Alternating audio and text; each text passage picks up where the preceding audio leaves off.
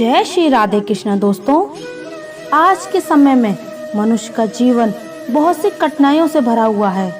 इंसान कदम कदम पर बहुत सारी समस्याओं का सामना कर रहा है। ऐसे में श्रीमद् भगवत गीता को समझकर आप इन सभी समस्याओं का सामना कर सकते हैं। गीता में भगवान श्री कृष्ण कहते हैं कि हे अर्जुन, मैं सभी प्राणियों के हृदय में स्थित सबकी आत्मा हूँ। सभी प्राणियों का आदि, मध्य और अंत भी मैं ही हूँ। अगर तुम अपना कल्याण चाहते हो तो सभी उपदेशों, सभी धर्मों को चौथ करके हे पार्थ मेरी शरण में आ जाओ, मैं तुम्हें मुक्ति प्रदान करूंगा। श्री कृष्ण ने दुष्टों को भी अपनी गलती सुधारने का मौका दिया, क्योंकि वे किसी मनुष्य को नहीं, उसके अंदर की बुराई को मारना चाहते थे। इसलिए भगवान श्री कृष्ण ने महाभारत युद्ध होने से पहले खुद दुर्योधन के पास गए थे, उसे समझाने के लिए। कौरव और पांडवों के बीच युद्ध को रोकने के अंतिम प्रयास के तौर पर भगवान श्री कृष्ण ने हस्तिनापुर जाने का निर्णय लिया। लेकिन वहां शकुनी और दुर्योधन अपनी कुटिल नीति के तहत श्री कृष्ण को मारना चाहते थे, ताकि पांडवों का सबसे मजबूत पक्ष समाप्त हो जाए। ऐसे में श्री कृष्ण ये जानते थे कि हस्तिनापुर में यदि कहीं सुरक्षित रह सकता हूँ तो वह है विदुर का घर। विदुर की पत्नी एक यदुवंशी थी।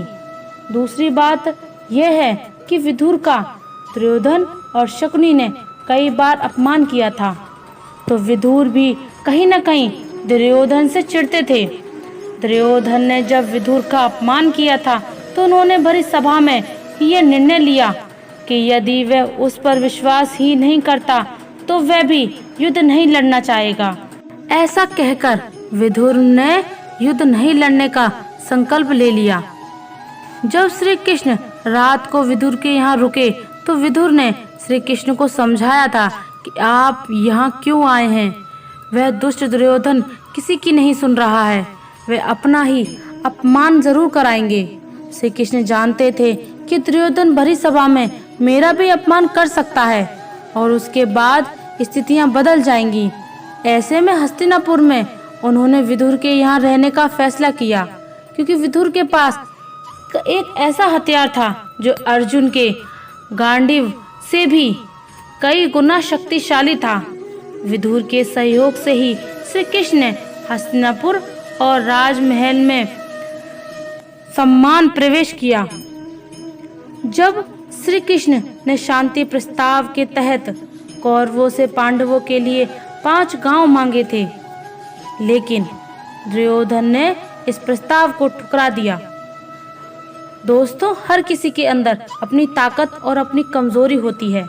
मछली जंगल में नहीं दौड़ सकती और शेर पानी में राजा नहीं बन सकता। इसलिए अहमियत सभी को देनी चाहिए। धर्म युद्ध में कोई भी व्यक्ति निष्पक्ष नहीं रह सकता है। धर्म युद्ध में जो व्यक्ति धर्म के साथ नहीं खड़ा है, उसका मतलब है वे अधर्म का साथ दे रहा है, वे अधर्म के साथ खड़ा है। अब आप ही देख लो, भीष्म पितामह हैं, गुरु द्रोणाचार्य, कर्ण बहुत ही महारथी और अच्छे इंसान थे, लेकिन उनकी कमी यही थी कि वह अधर्म के साथ थे।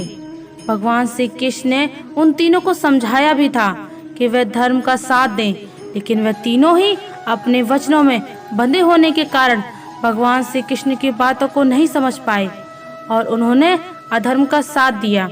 श्री कृष्ण कहते हैं, हे अर्जुन, तू शास्त्रों में बताए गए अपने धर्म के अनुसार कर्म कर, क्योंकि कर्म ना करने की अपेक्षा कर्म करना श्रेष्ठ है, तथा कर्म ना करने से तेरा शरीर निर्वाह भी नहीं हो सकता।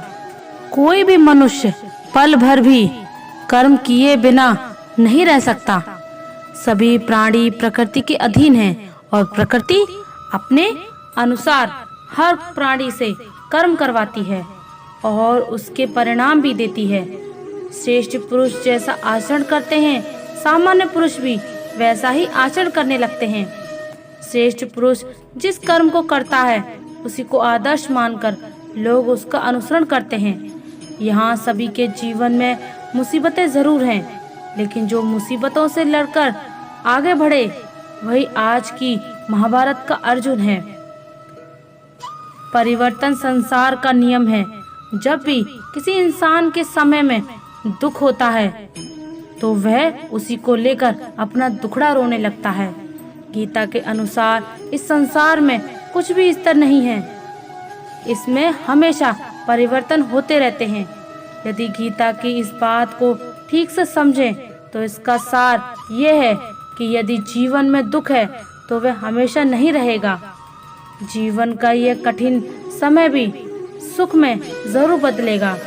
हमें बस हर परिस्थिति में अपना कर्तव्य करते रहना होगा। लक्ष्य पर फोकस करना जरूरी है। गीता के अनुसार हमें अपनी जिंदगी में सफलता प्राप्त करने के लिए अपने लक्ष्य पर फोकस करना बहुत जरूरी है। कई लोग जीवन में कोई लक्ष्य निर्धारित करते हैं, लेकिन कुछ समय बाद सफलता ना मिलने पर अपना लक्ष्य बदल देते हैं। जीवन में ये बहुत जरूरी है कि हम अपना लक्ष्य निर्धारित करें और उसके लिए कड़ी मेहनत करें। जब हम ऐसा कर लेते हैं तो हमारी सफलता निश्चित है। कर्म है बहुत जरूरी। हम जब भी कोई काम करने का सोचते हैं तो हम पहले उसके परिणाम पर विचार करते हैं। गीता के सबसे प्रसिद्ध और महत्वपूर्ण श्लोक के अनुसार हमें हमेशा कोई भी काम करने से पहले उसके परिणाम पर विचार नहीं करना चाहिए। यदि जीवन में सफलता प्राप्त करनी है तो परिणाम पर फोकस करने के बजाय उस तक पहुंचने के प्लान पर फोकस करना चाहिए। सच की हमेशा जीत होती है। यह आपने कई बार सुना होगा कि सच परेशान हो सकता है लेकिन हार नहीं सकता। श्रीमद् भगवद गीता से लिया गया है। इसके द्वारा श्री कृष्ण ये कहते हैं कि हमें हमेशा सही काम करना चाहिए और जो भी हम काम करते हैं उसे पूरी ईमानदारी से करना चाहिए। यदि आप सही काम पूरी ईमानदारी से कर रहे हैं तो हो सकता है कि आपको शुरुआत में सफलता ना मिले, लेकिन देर सवेर आपको सफलता जरूर मिलेगी। सब कुछ किसी कारण से होता है। गीता में श्री कृष्ण कहते हैं कि हर काम, हर परिस्थिति के पीछे कोई न कोई कारण जरूर होता है। यदि आपके जीवन में दुख है या आप असफल हो रहे हैं तो उसके पीछे भी जरूर ही कोई कारण होगा। आपको बस ये जानना है कि आपकी सफलताओं से सीखकर आप अपने आप काम करने के तरीके को बदलें। जब आपको सफलता जरूर मिलती है। श्रीमद् भगवद गीता को पहली बार अर्जुन ने सुना था। उसके बाद आज तक असंख्य लोग श्रीमद् भगवद गीता से सीख लेकर अपना जीवन सुधार चुके हैं। गीता के 18 अध्यायों में लिखा प्रत्येक श्लोक आपको कोई न कोई सीख अवश्य देता है। यदि आप उसे पढ़कर समझने का प्रयास करें तो आपकी सफलता निश्चित है। गीता का ज्ञान आज हर मनुष्य के लिए बहुत ही जरूरी है और गीता के ज्ञान को जो बच्चों को स्कूल में भी पढ़ाया जाना चाहिए ताकि उन्हें पता चले कि हमारा सही मार्ग और हमारा सही धर्म क्या है। जो पैदा हुआ है उसकी मृत्यु भी निश्चित है। अभिमान को आने मत दो, स्वाभिमान को जाने मत दो, क्योंकि अभिमान आपको उठने नहीं देगा। जब आप कृष्ण की पूजा नहीं कर पाए तो ये मत समझना समय नहीं मिला। सोचो आज हमने ऐसा कौन सा काम किया कि भगवान ने अपने सामने खड़ा होना पसंद नहीं किया। अभी यह भी मत सोचना कि भगवान के सामने खड़े होने से ही हमारा भला हो जाएगा। भगवान के सामने खड़े होकर यह सोचो कि आज मैंने क्या काम किया, क्या गलत किया, क्या सही किया। उन सभी पर आत्ममंथन करो और आत्मज्ञान ही भगवान की प्राप्ति है। भगवान श्री कृष्ण कहते हैं मोहग्रस्त होकर अपने कर्तव्य पथ से हट जाना मूर्खता है, क्योंकि इससे ना तो तुम्हें स्वर्ग की प्राप्ति होगी और ना ही तुम्हारी कीर्ति बढ़ेगी। इस भौतिक संसार का ये नियम है, जो वस्तु उत्पन्न हुई है कुछ काल तक रहती है, अंत में लुप्त हो जाती है, चाहे वह शरीर हो या फल हो। श्री कृष्ण कहते हैं यदि कोई व्यक्ति प्रेम से पुष्प जल भी मुझ पर चढ़ा दे तो उसी भाव से उसे स्वीकार करता हूँ। वह मेरा प्रिय भक्त होता है। अपने परम भक्तों जो हमेशा मेरा स्मरण करते हैं, एक चित्त मन से मेरा पूजन करते हैं, व्यक्तिगत रूप से उनके कल्याण का उत्तरदायित्व देता हूँ। उससे डरो मत, जो वास्तविक नहीं है, ना कभी था ना कभी होगा। जो वास्तविक है वह हमेशा था और उसे कभी नष्ट नहीं किया जा सकता। जीवन में आधे दुख इस कारण जन्म लेते हैं क्योंकि हमारी आशाएं बड़ी होती हैं। इन आशाओं का त्याग करके देखो, जीवन में सुख ही सुख है। जन्म लेने वाले के लिए मृत्यु उतनी ही निश्चित है जितना कि मृत होने वाले के लिए जन्म लेना। भगवत गीता हमें समझाती है कि मनुष्य अपने शरीर, दिमाग या दिल से भगवान को पा सकता है।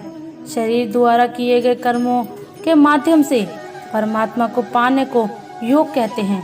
ऐसे कर्म जो परमात्मा की इच्छा से हों और दूसरों के कल्याण के लिए हों। वाल्मीकि ने रामायण लिख के, श्रवण ने अपने माता पिता की सेवा और उन्हें चार धाम की यात्रा कराकर अपने कर्मों द्वारा परमात्मा को पाया। परमात्मा भगवत गीता में कहते हैं कि अगर किसी आत्मा को धर्म ना भी समझ आए, योग ना भी समझ आए, अगर वह मेरी शरण में आ जाए तो मैं उसके सारे पाप साफ कर देता हूँ। लेकिन कभी आत्मा अपने होने का मूल कारण भूल के धर्म का उल्लंघन करे या पाप के रास्ते पर निकल जाए तो उसे ठीक करने के लिए परमात्मा को खुद किसी रूप में पृथ्वी पर जन्म लेते हैं। प्रिय दोस्तों, आशा करते हैं आपको हमारा वीडियो अच्छा लगा हो। अगर आप हमारे चैनल पर नए हैं तो चैनल को सब्सक्राइब कर लीजिए और कमेंट में जय श्री राधे कृष्ण जरूर लिख दीजिए। धन्यवाद। आज की इस वीडियो में बस इतना ही। जय श्री राधे कृष्ण।